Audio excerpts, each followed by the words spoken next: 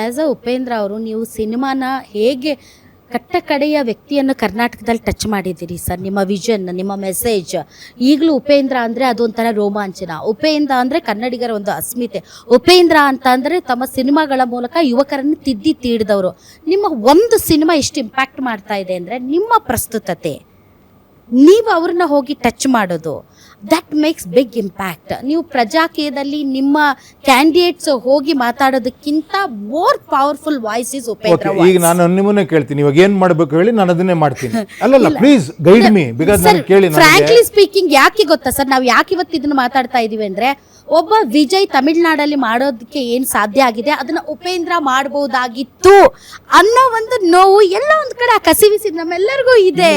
ಆ ವ್ಯಾಕ್ಯೂಮ್ ಇತ್ತು, ಉಪೇಂದ್ರ ಅವ್ರು ಬಳಸ್ಕೊಳ್ಳಿಲ್ವೇನೋ, ಬಳಸ್ಕೊಳ್ಬಹುದಾಗಿತ್ತೇನೋ ಅನ್ನೋ ಒಂದು ಸಂಕಟ ಸರ್. ನೀವು ಅರ್ಥ ಮಾಡ್ಕೊಳ್ಳಿ ಅದನ್ನ. ಕೇಳಿ, ಇನ್ನೊಂದು ಹೇಳ್ತೀನಿ, ಯಾರೋ ಒಬ್ರು ಸಕ್ಸಸ್ಫುಲ್ ಆದ್ರು, ನಮ್ಮವರು ಸಕ್ಸಸ್ಫುಲ್ ಆಗ್ಬೇಕು ಸರ್. ಯಾಕೆ ನಮ್ ಕರ್ನಾಟಕದಲ್ಲಿ ಯಾಕೆ ಆಗ್ಬಾರ್ದು ಸರ್? ನಾನು ಅದನ್ನ ಬಿಡಿ, ಅದು ಸಕ್ಸಸ್ಫುಲ್ ಅನ್ನೋದು ಈ ಮಾಧ್ಯಮದಲ್ಲಿ ಜನ ಸಕ್ಸಸ್ಫುಲ್ ಆಗಬೇಕು. ಮೊದಲನೇದಾಗಿ ನಾನು ಹೇಳ್ತಿರೋದು, ಎಸ್ ಈ ಸಕ್ಸಸ್ಫುಲ್, ನಾನು ಹೇಳ್ತಿರೋದು ಸಕ್ಸಸ್ ಅಂತ ನಾನು ಕನ್ಸಿಡರ್ ಮಾಡಲ್ಲ.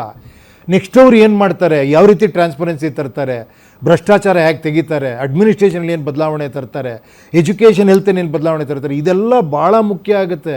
ನಾವು ಇಲ್ಲಿಗೆ ಗೆಲುವು ನಿಲ್ಲಿಸ್ಬಿಡ್ತೀವಿ.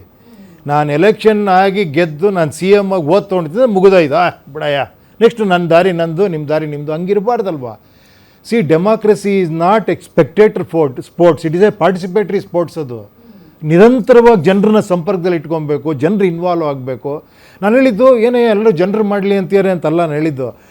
ಒಂದು ವಾರಕ್ಕೆ ಒಂದು 5 ನಿಮಿಷ ಟೈಮ್ ಸ್ಪೆಂಡ್ ಮಾಡ್ಬೋದಲ್ವಮ್ಮ ನಾವು, ನಮ್ಮ ಏರಿಯಾಗೋಸ್ಕರ, ನನ್ನ ವಾರ್ಡ್ಗೋಸ್ಕರ, ನನ್ನ ವಿಲೇಜ್ಗೋಸ್ಕರ ಮಾಡ್ಬೋದಲ್ವಾ? ಇದೇ ತಾನೇ ಸಂವಿಧಾನದಲ್ಲಿರೋದು.